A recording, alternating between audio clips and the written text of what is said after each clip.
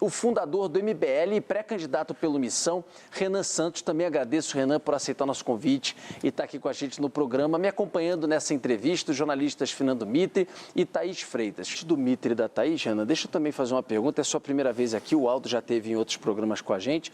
Queria que você falasse quem é Renan Santos, se apresentasse também para o público que ainda não te conhece, mas também, de certa forma, que propostas também, 2, 3 prioritárias que colocaria à mesa. Bom, de fato, é a minha primeira vez aqui. Queria agradecer a Band, agradecer todo o time presente, agradecer ao Aldo.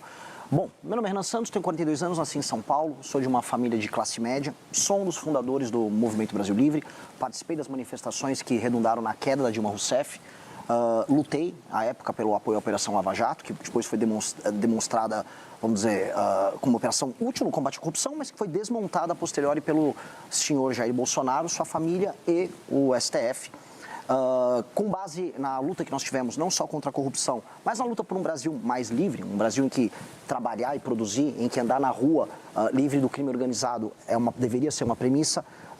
Eu entendi que nós não deveríamos ser apenas um movimento, mas sermos também um partido político. Com base nisso, fundamos um partido Missão, o último e mais jovem partido, fundado agora no final do ano passado.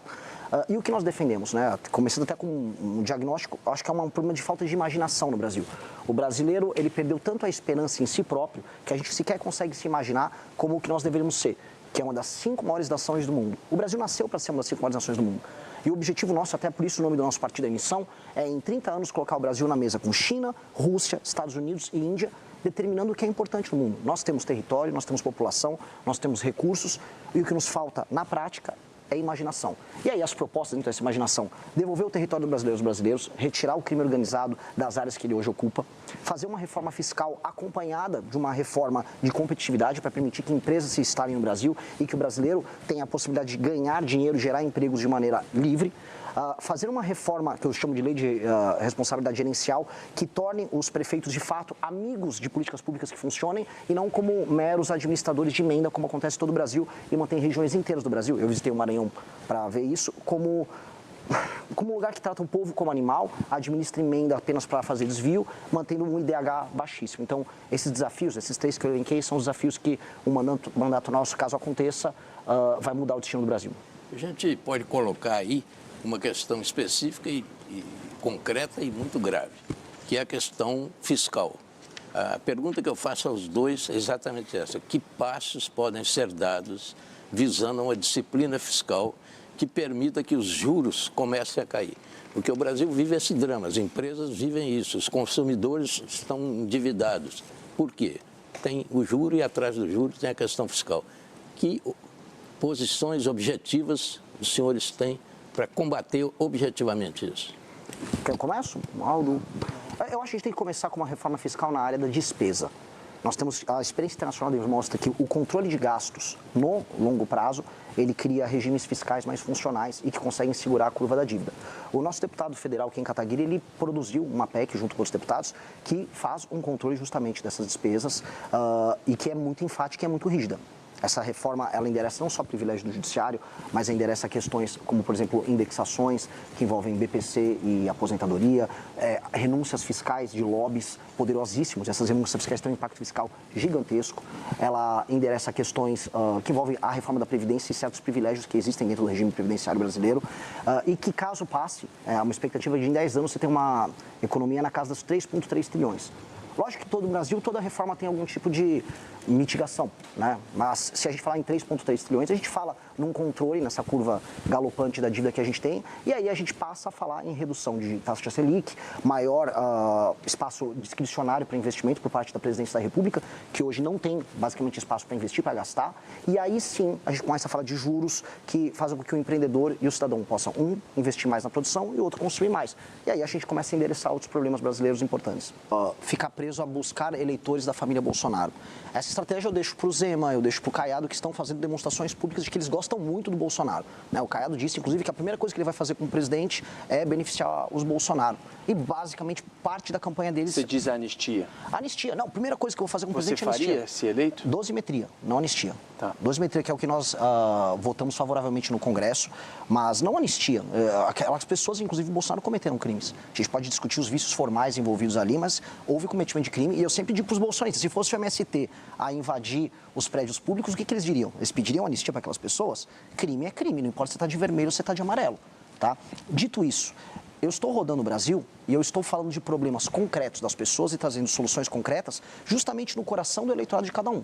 Eu fui tão bem recebido no Maranhão, que supostamente é estoque eleitoral do lulismo, quanto eu fui em Santa Catarina agora, que é estoque eleitoral do bolsonarismo. E tratei de problemas locais e cresci em ambos os lugares.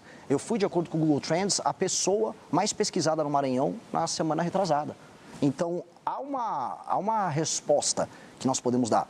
Há um cansaço com a polarização e as pesquisas traem para a gente um recall.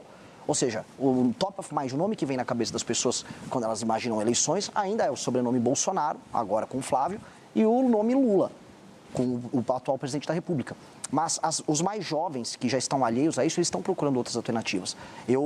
Quando você coloca entre os mais jovens, eu estou com mais de 20%, de acordo com a pesquisa Atlas, e quando a gente separa os homens jovens, eu estou com mais de 30%. O partido que eu montei, o Partido Missão, ele tem 5,8% de predileção entre os brasileiros e quando eu puxo entre os mais jovens, chega a quase 30%. Qual é o recado disso? As pessoas que não estão, vamos dizer, presas num debate público que está há 6 anos só falando de Bolsonaro, Lula e STF, elas querem soluções para segurança pública, ausência de emprego, ausência de expectativas, falta total e completa de infraestrutura urbana. E essas pessoas não vão falar, qual o problema disso? O problema é o Lula. Não, o problema é o Bolsonaro. Então, quando eu estava no Maranhão, pegando estradas esburacadas e vendo as pessoas dividindo comida com urubu, como eu vi em Pinheiro, terra lá do Sarney, as pessoas não estavam ali, sabe, isso é culpa do Lula, do Bolsonaro. As pessoas, como é que você vai resolver o urubu que está do lado da minha casa? E ao tratar desses temas, aí sim, entra a questão de comunicação de maneira inteligente, a gente cresce. Então, o meu objetivo é fazer isso. Eu vou entrar no coração do bolsonarista e no coração do lulista falando de problemas concretos para eles. Vai lá, Mito. Pode ir.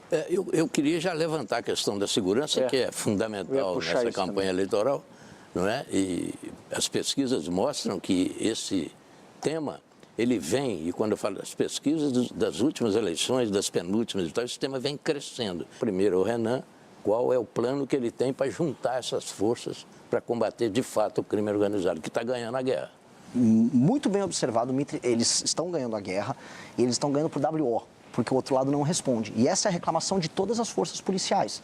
Nós dispomos de meios de ação para derrotar o crime organizado no campo de batalha, por exemplo, mas o Estado não consegue passar as leis penais e leis de processo penal, as leis de execuções penais também, de modo ao combate ser eficiente. Às vezes o policial relata, prendi um rapaz, ou prendi às vezes um menor de idade, um assaltante de celular, e ele está na rua novamente. Logo em seguida, houve aquela operação no Rio de Janeiro que foi tão comentada, e logo em seguida o Comando Vermelho permaneceu com o controle sobre o morro. A questão é, a gente tem que dividir. Há 2 tipos de ocupação territorial e institucional feitas pelas facções. A ocupação horizontal, que é sobre território, que é o estilo do Comando Vermelho, e a vertical, que é institucional, feita pelo PCC. Uma demanda forças policiais e, inclusive, participação das Forças Armadas quando necessário, de maneira auxiliar. Outra demanda inteligência, COAF, Polícia Federal, instituições da República, de modo a desmantelar suas operações. E nós temos que saber usar isso de maneira inteligente. E fora isso, nós temos que fazer, é o que eu estou defendendo já há pelo menos 1 ano e meio, quase 2 anos, trazer para o Brasil a ideia do direito penal do inimigo, que é qualificar de maneira especial pessoas que fazem parte dessas organizações criminosas que não reconhecem a autoridade do Estado como inimigos do Estado brasileiro e a lei para elas funcionar de maneira diferente. Isso é um instituto que vai permitir que as forças policiais e as forças de justiça nossa tratem estes inimigos do Estado, que são as facções criminosas, como eles precisam ser tratados. Porque hoje eles se utilizam de direitos e prerrogativas de modo a basicamente se manterem alheios à mão pesada que o Estado tem que ter para enfrentar eles e manter milhões de brasileiros num regime paralelo, num Estado paralelo, que retira destes brasileiros seus direitos humanos. Renan, isso que você está falando, quanto se aproxima, por exemplo, do modelo de segurança pública de El Salvador, que é tão comentado hoje em dia? A gente teve em El Salvador, no ano de 2024, a gente conheceu, a gente viu de perto como é que é o modelo de funcionamento deles, e ele aplicou algo similar, que é o entendimento de que as facções, os grupos criminosos, que a gente pode qualificar como terrorista, aí é uma questão de nomenclatura, eles estão atentando contra o Estado de Direito e, portanto, o Estado de Direito ele tem que ser instrumentalizado com todas as ferramentas para retirar determinadas prerrogativas desses caras, dessas lideranças do crime organizado, e colocá-los rapidamente na cadeia. Ele estabeleceu um regime especial, eles chamam lá de regime de exceção, e com base nisso ele desmantelou todo o crime organizado em El Salvador e tornou El Salvador o país mais seguro das Américas. O instituto que ele utilizou dá para ser utilizado aqui, e nós podemos utilizar outras estratégias também de combate, dado que a situação brasileira é diferente. O Brasil tem modelos diferentes de ocupação. Um exemplo, o PCC, para falar nominalmente, não estava presente em El Salvador, não havia uma versão do PCC lá. O combate ao PCC vai estar diferente do que eles fizeram em El Salvador. Nisso, a estrutura do Estado tem que ser utilizada de maneira diferente também.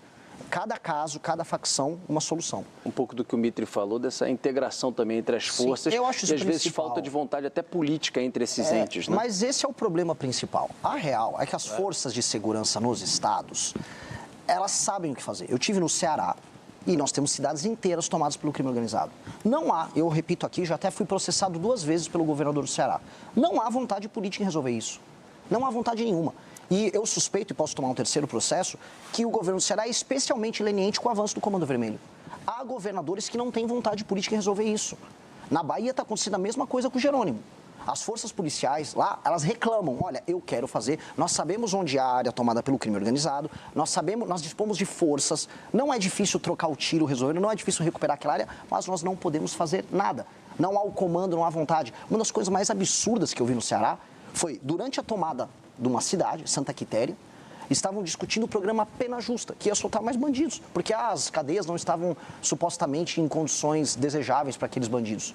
Então, o que o presidente da República tem que fazer é, se eu eleito como presidente de maneira bem clara, o tema que me elegeu foi a destruição do crime organizado. Eu estou há 2 anos falando isso. Vai ser uma eleição plebiscitária. O cara que resolveu eleger Renan Santos, ele resolveu me eleger também, e muito por conta disso. Então, chegando lá, os estados que não decidirem cooperar, dado que estamos falando na tomada de espaços do território brasileiro, nós vamos fazer um estado de defesa específico nesses estados e municípios. A cooperação precisa acontecer. E eu já aviso alguns estados. Ceará precisa. Quer outro estado? Bahia precisa. As pessoas falam muito do Rio de Janeiro, mas o estado do Ceará tem uma situação muito pior do que a carioca. O Rio de Janeiro é um exemplo bizarro em muitos termos, mas às vezes ele fica anedótico. A situação, o número de mortes para cada 100 mil habitantes no Ceará... os índices são piores. Muito piores. Talvez o número de áreas de domínio Exato. seja esse número maior. Mais Rio, né? o Rio de Janeiro é mais balcanizado, é uma facção aqui, outra tirando ali do prédio um no outro. Mas o caso no Ceará, você está falando de tomadas monopolistas por conta do Comando Vermelho e facções auxiliares. Se o governo está parado, ora, o governo tem que ser ou substituído, aí as pessoas vão votar em outro governo, ou quando nós chegamos ao poder, se eles decidirem não cooperar, vamos fazer um estado de defesa específico, por um tempo específico, para que nós retomemos esses territórios. E só nas áreas específicas. Tem até aquelas pessoas que falam, mas e a democracia? Não existe democracia em Santa Quitéria, no Ceará. Eu vou fazer um estado de defesa e vou utilizar as forças policiais e, se necessário, as forças de segurança nacionais, as forças armadas, para fazer essas operações. Ponto. Vamos recuperar esses territórios e aí entregar direitos humanos para as pessoas que precisam. Da maneira como está, eu volto a colocar, existem governadores que estão cooperando direto ou indiretamente com o avanço do crime. E isso precisa acabar. Deixa eu só pegar o gancho. Paulo, fala, em Santa Quitéria, que ele está aqui citando, que é o caso do Ceará, existe urânio. Uma mina de urânio e fosfato há 30 anos esperando licenciamento. É urânio e fosfato. O país importa fosfato. Tem fosfato lá em Santa Quitéria esperando licenciamento. IBAMA, não sei se FUNAI está metida, Ministério Público, estão interditando Santa Quitéria. Isso aí poderia gerar riqueza para a cidade, para o Estado e para o Brasil. Está lá parado. Exato. É mais fácil o Comando Vermelho fazer uma bomba suja com urânio do que a gente produzir fertilizante para nossa agricultura. Essa é a piada nacional que a gente está vivendo. Aliás, é uma piada nacional. O Jornal da Band essa semana vai fazer reportagens com o Valtano de Oliveira mostrando essa questão dos fertilizantes, o quanto que o Brasil, que é o celeiro aí para o mundo, não consegue, é dependente 90% de importação de fertilizantes e anda a passo de tartaruga, dependente, como na situação agora de guerra, do fertilizante de fora. Deixa eu só pegar o gancho sobre o que dizia agora há pouco em questão de segurança pública, o Aldo Rebelo, de falta de investimentos. Aldo, o senhor foi ministro da Defesa, queria ouvir depois também o Renan. O senhor viveu de perto a situação das Forças Armadas. Hoje as Forças Armadas reclamam muito de falta de recursos. O mundo há 20 anos, quando você tinha uma ordem global com ONU e etc., se imaginava que, olha, tudo bem, vai ser difícil alguém entrar aqui, invadir. Terras raras estão em discussão, o Brasil é a segunda maior reserva do mundo, temos a Amazônia Azul. Então, essa discussão não estava tão latente. Diante de um presidente, agora Donald Trump, que entrou para prender Maduro, que agora está fazendo o que está fazendo naquela região do Oriente Médio e tudo mais, a gente se depara, por exemplo, com a informação de que o Brasil não tem defesa aérea. O Brasil não tem defesa aérea. Se ele quiser fazer o que ele fez, o Trump, com o Maduro, entra aqui adoidado. Inclusive, o Lula teria chamado a reunião com o ministro da Defesa também, com o Múcio e com o chefe das Forças Armadas, para falar sobre esse assunto. Qual a sua visão sobre um projeto de defesa para o Brasil diante desse mundo que a gente está vivendo? Depois queria ouvir o Renan também. Renan, por favor. De maneira clara, eu me sinto, dadas as devidas proporções, como o Churchill pré-Segunda Guerra avisando, olha, vai dar ruim. Aquele cara do bigodinho está avançando aqui, avançou nos Sudetos, vai dar ruim. O mundo está indo para um clima de guerra fria e que está cada vez mais quente. E as principais nações dispõem de tecnologias que a gente nem tem ideia na área militar. Não pouca gente acompanhou e pouca gente cobriu no Brasil o que foi o manifesto da Palantir, que é a principal empresa de tecnologia militar hoje dos Estados Unidos. São técnicas de guerra, técnicas de cybermilitares, drones, estratégias das mais diversas que o Brasil nem sequer possui ferramentas para iniciar esse enfrentamento. Alguns dizem que até teriam usado isso na invasão lá para pegar o Maduro. Sim. Aliás, os relatos dos militares venezuelanos são assustadores. Olha, eu nunca vi o tipo de técnica que foi utilizada aqui. Nós não temos hoje condições de defender o nosso próprio território num conflito. Só que o nosso território é cobiçado. Como você colocou na sua pergunta inicial, nós dispomos das terras raras, de recursos naturais, água, território, solo fértil, e nós somos um terreno em disputa. A China estava tentando fazer sua ocupação geopolítica aqui na América Latina e os Estados Unidos nos veem como reserva estratégica. Então nós estaremos no meio desse conflito. E é um conflito que vai chegar para as Américas e nós temos, por necessidade, se quisermos manter o nosso território de dimensões imperiais, continentais, temos como necessidade nacionalista manter o nosso país íntegro, se defendendo usando o que há de melhor em técnica. E nós temos uma oportunidade que, assim, foi nos dada por Deus, que foram as terras raras. Boa parte dos equipamentos militares de última geração, a indústria de semicondutores, os drones, esses equipamentos necessitam das terras raras. E nós estamos discutindo agora para quem a gente vai vender a terra rara.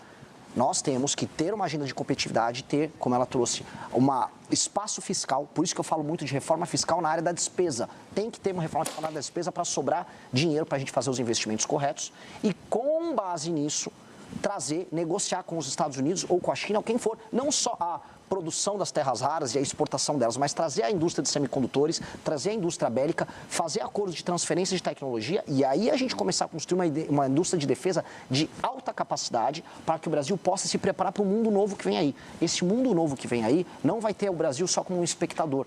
A nossa estratégia de sobrevivência nesse mundo é diferente. O pacto, como você colocou, pacto pós-Segunda Guerra Mundial, o multilateralismo, os organismos internacionais, tudo isso estão sendo relativizados. A gente está vendo isso na Ucrânia, viu na Venezuela, vai ver provavelmente em Taiwan.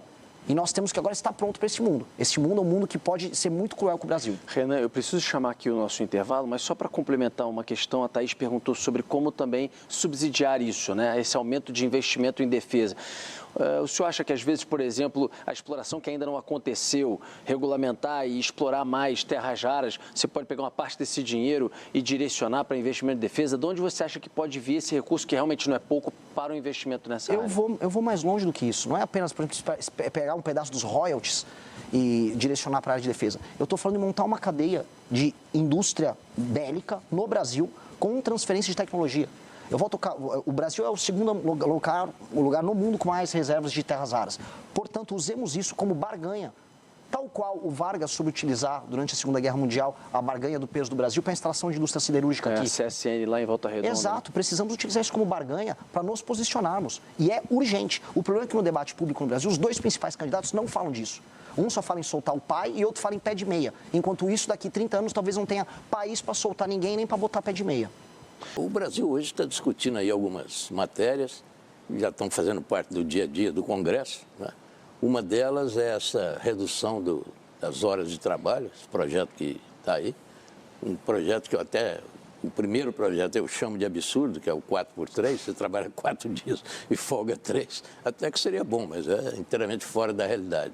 Mas o governo tem um outro que vai além disso e de maneira um pouco mais, digamos, amadurecida. A oposição tem sua Que é o posição 5 também. por 2, né? O 6 por 1 vai para o Seria 5 5 por 2. 2, com possibilidade de negociar casos específicos, bem diferente do 4 por 3, que é inteiramente absurdo, né? Mas, enfim, esse assunto veio para ficar, vai ser discutido e vai acabar sendo indo à votação no Congresso. Né? Eu não sei exatamente se a votação vai acompanhar o que aconteceu na CCJ. Para mim, há um vício de origem nessa história. E qual é o vício de origem? O fato de ser uma PEC. Não precisava ser uma PEC. O governo é projeto. Poderia ser é que o que passou na CCJ é a PEC. Foi a PEC, mas Foi a o PEC. governo E a vai PEC, apresentar um projeto. o que está, como a PEC está andando, o showzinho está rodando na PEC. E me parece que há uma vontade dos parlamentares à esquerda em se promoverem discutindo isso, e os parlamentares de direita em não gerar rejeição. Já é a segunda vez que uma pauta que é cara para a esquerda conta com a capitulação da direita. O bolsonarismo lá no PL da misoginia votou junto com a esquerda e depois fica apontando o dedo para todo mundo, chamando todo mundo de comunista se você não apoia cegamente o Bolsonaro, o que é uma covardia, uma capitulação. Inclusive combina muito com o Flávio Bolsonaro, que não gosta de ir em programas como esse aqui e que disse publicamente que não pretende mostrar suas propostas porque isso pode tirar voto dele. Eu tenho que falar o que é impopular. Este projeto, ele é picaretagem. E é picaretagem para pegar, especialmente trabalhadores urbanos que gastam boa parte do seu dia no trânsito, e é uma pessoa que sai de uma periferia e vai trabalhar no centro aqui em São Paulo, demora 2 horas. Perde 2 horas para ir, 2 horas para voltar. Quando você vê, ela perde mais de 20 horas, uma semana, só em trânsito. Perde tempo de ficar com a família, tempo de ficar com os amigos, tempo de se qualificar, tempo de fazer um curso, um treinamento. Essa pessoa, na prática, sofre isso. Aí eles pegaram essa dor e estão tentando voltar a ter um tipo de conexão com o trabalhador comum, conexão que eles perderam porque passaram os últimos anos só falando de sou trans ou não sou mulher ou não sou. Umas discussões bizantinas que não têm utilidade prática nenhuma para o trabalhador. E eles, em pesquisa, o PT já encomendou pesquisa, viram que eles estão perdendo esse trabalhador. Então eles puxaram essa pauta simplesmente para poder voltar a crescer em termos eleitorais com essa população. Eu concordo com o Aldo no aspecto de que nós temos que acompanhar as legislações internacionais que estão funcionando, e não só dos Estados Unidos e da China. A gente está perdendo, nas cadeias globais de produção, espaço para o Vietnã, para a Índia, e a Índia está num acelerado processo de industrialização. E quando acompanha as leis trabalhistas em todos esses lugares, elas são muito mais flexíveis. O que eu preciso avisar para o trabalhador brasileiro é, você precisa de flexibilidade para fazer seus contratos e o seu trabalho, como acontece nessas outras nações, em que a renda do trabalhador aumenta e o trabalho formal aumenta. Aqui o trabalho formal diminui e a renda do trabalhador está apertada. E aí me soa, e isso que eu vi em alguns estados do Nordeste, que parece que o governo quer mais que a pessoa caia na informalidade e depois receba uma bolsa ali e fique dependente do Estado. Eu não acredito nisso. Eu defendo o trabalho formal e regimes, do ponto de vista da relação trabalhador-empresa, regimes mais flexíveis. Contratar uma pessoa, demitir uma pessoa, não tem que ser esse drama todo, como não é nas nações desenvolvidas em desenvolvimento. Mas no Brasil é sempre esse drama. E aí sempre quando você tem um drama, aparece um populista no meio, tentando tirar voto em cima do sofrimento das pessoas. Não acredito, e diferente da direita bolsonarista, nós vamos nos opor publicamente ao projeto. Papel do Supremo, se vocês acham que há hoje algum tipo de disfunção no equilíbrio entre os 3 poderes e, caso vocês cheguem à presidência da República, o que é que está na mão do Poder Executivo para resolver um problema, se ele existir, no entender de vocês? Deixa eu começar com o Renan. Bom, a partir de 2012, quando a gente está discutindo embargos infringentes, ali a discussão sobre mensalão, a gente começa a ouvir falar do STF. E hoje, né, estamos em 2026, ano de Copa, a gente sabe os 11 do STF, mas não sabe os 11 que vão estar na seleção brasileira. E, na verdade, o Xandão e o Neymar são os objetos de polêmica nacional. Mas, a real, o Supremo tem que voltar para sua caixinha. E a caixinha é uma caixinha que ele trata de temas abstratos, ligados a discussões sobre constitucionalidade de temas nacionais, e não como última instância de processo. O Supremo brasileiro recebe coisa de 8 mil processos. A Suprema Corte Americana, 50. E eu nem concordo com o modelo da Suprema Corte Americana, que trabalha, às vezes, como, vamos dizer, última instância. Eu acho que o nosso modelo tem que ser de discussões que envolvam, olha, isso aqui é um direito fundamental, não, essa lei que passou, esse direito... É só isso. Atualmente é uma banca de negócios, atualmente é uma entidade que cruza todas as linhas possíveis, seja junto ao Legislativo, seja junto ao Poder Executivo. Atualmente é um instrumento autoritário dos seus pares e ele precisa ser combatido. Essa semana a gente viu um show de horrores do ministro Gilmar Mendes. E olha, ele é reputado como o ministro mais inteligente ali, estudou na Alemanha, fala alemão. É o decano. Tá passando vergonha. Agora deu um presente para o Romeu Zema, adversário de vocês. O Zema fez um videozinho lá de IA e ele pirou com o vídeo. Isso é de uma insanidade. O que ele fez com o senador Alessandro Vieira, Isso não é normal. Mesma coisa com o Alexandre de Moraes. E aí, quando pegam as coisas indecorosas, as participações no escândalo do Banco Master, eles ficam fingindo de louco. O Alexandre de Moraes, mentira, aquele contrato com a minha esposa não existiu. Como não existiu? Aí depois o COAF pega, não, teve 80 milhões ali que foram depositados. Ah, então existiu. Ah, não, eu nunca vi ele. Aí depois pegaram, não, ele teve em Trancoso. Perigosíssimo estar em Trancoso com um Vorcaro numa festa, né? Mas ele teve em Trancoso. O que tem que acontecer com essas pessoas? Primeiro, tem que chegar um presidente da República que não tenha rabo preso, como foi o caso do Bolsonaro e como é o caso do Lula, e chegar lá e endereçar o tema do impeachment de ministros do STF e uma reforma que acabe com as decisões monocráticas, como acontece no Brasil. 83% das matérias que chegam lá são resolvidas com decisões monocráticas. Estabelecer um prazo máximo para os pedidos de vista que acontecem ali. Proibir de maneira perentória.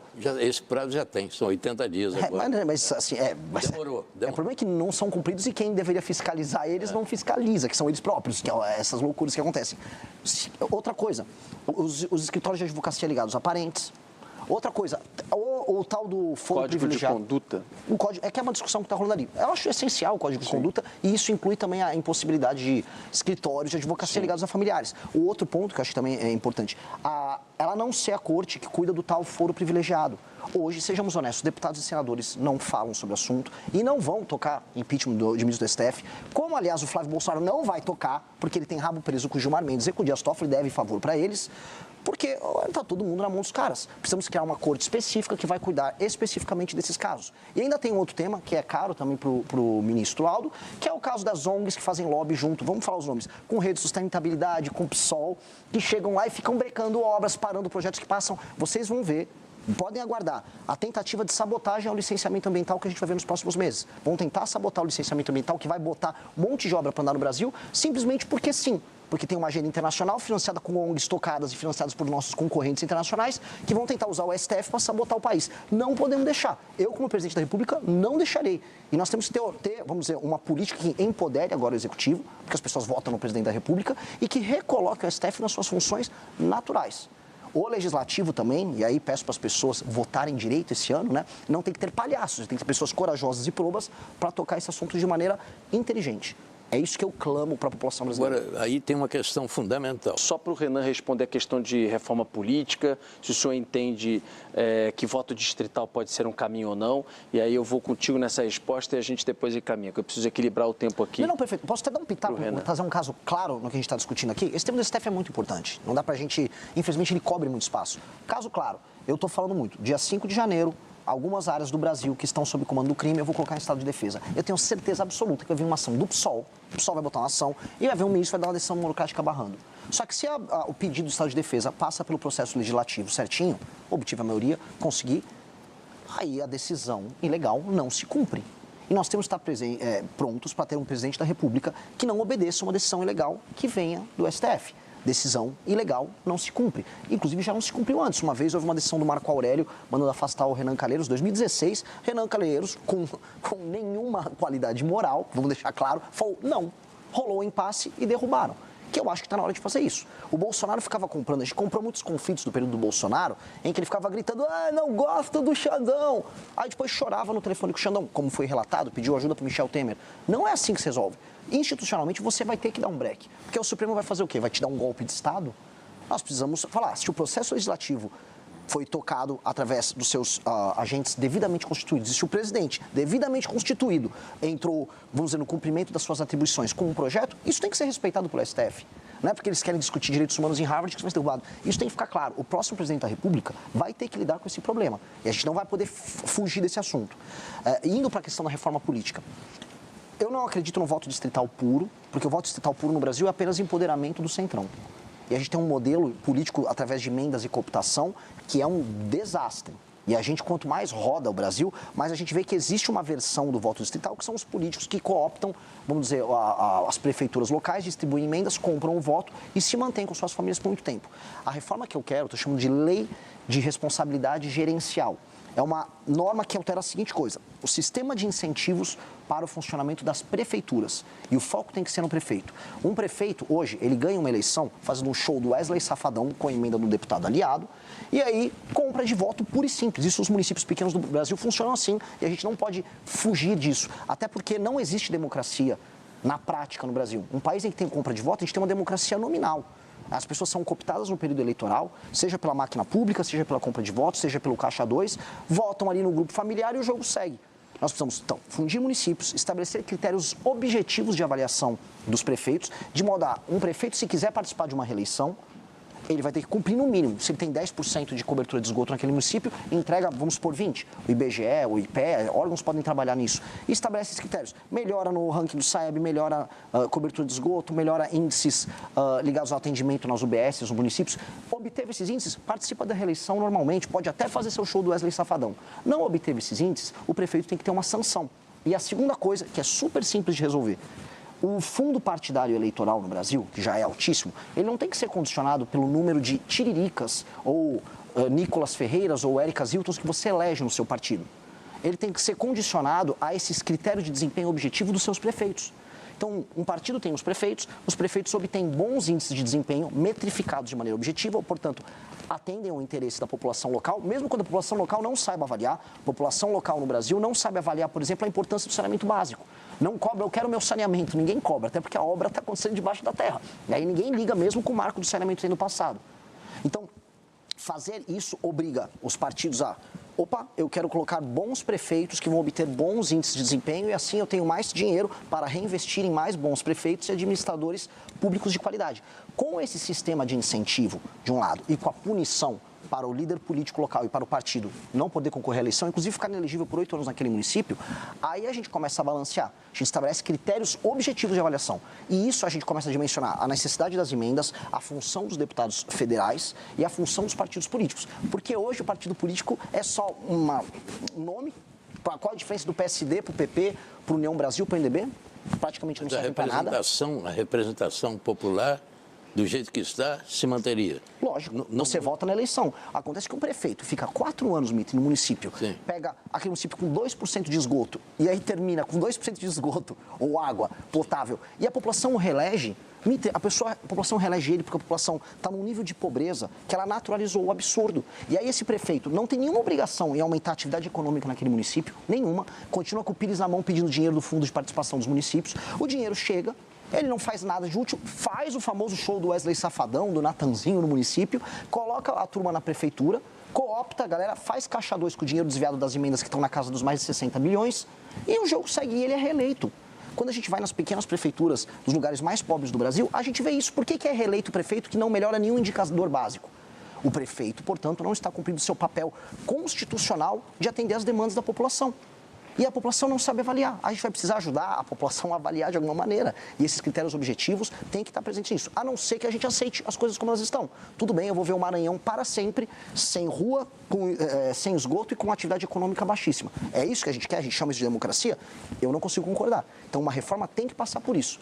Porque, se não alterar isso, é distrital misto, é distrital puro, é o modelo alemão, é o modelo português com a lista fechada, meio que não vai fazer diferença. Porque o sistema de incentivos vai ser o mesmo. O Aldo, Renan, privatizações.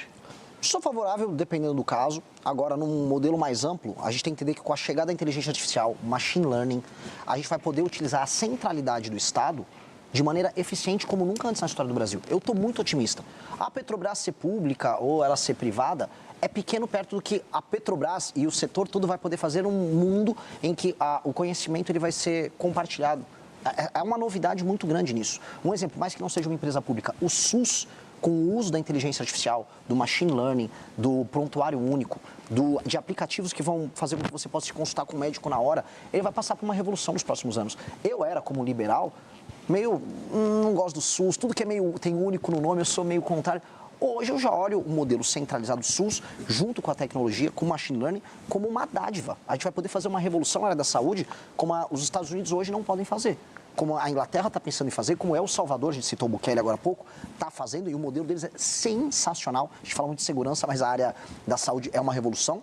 E aí, a centralidade do Estado, o papel articulador de forças, agora surgindo também como um papel articulador de inteligência, pode tornar o Brasil um país muito, não só eficiente em entregar seus serviços, mas muito poderoso.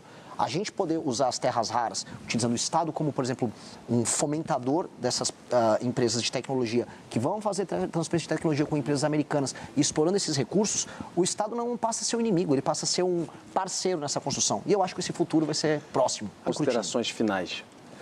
Renan. Bom, olhando aqui para o nosso espectador, tá nessa câmera aqui, tá nessa aqui, de maneira clara para o nosso espectador, disseram para você que o seu futuro é viver numa casa com muro, com medo de sair na rua porque pode ter seu celular tomado, tendo um emprego porcaria e assistindo as grandes coisas do mundo acontecerem em outros países, Estados Unidos, Japão, China, Coreia. Você aqui no Brasil é um espectador e no máximo torce para um time de futebol que hoje nem é tão competitivo. Pois bem, o Brasil pode ser glorioso. Você pode viver num país em que o bandido vai ser muito preso ou morto quando precisa. Você pode viver num país em que ganhar dinheiro não será um privilégio, mas será a regra. Você pode viver num país que será uma das 5 nações mais importantes do mundo. Você precisa ter imaginação, sonho e acreditar nas pessoas certas na hora certa. Não fique nessa história de Lula e Bolsonaro. Isso é o passado. O futuro e o presente já estão chegando. E o futuro, meu amigo, é glorioso. Aguardo você nessa aventura.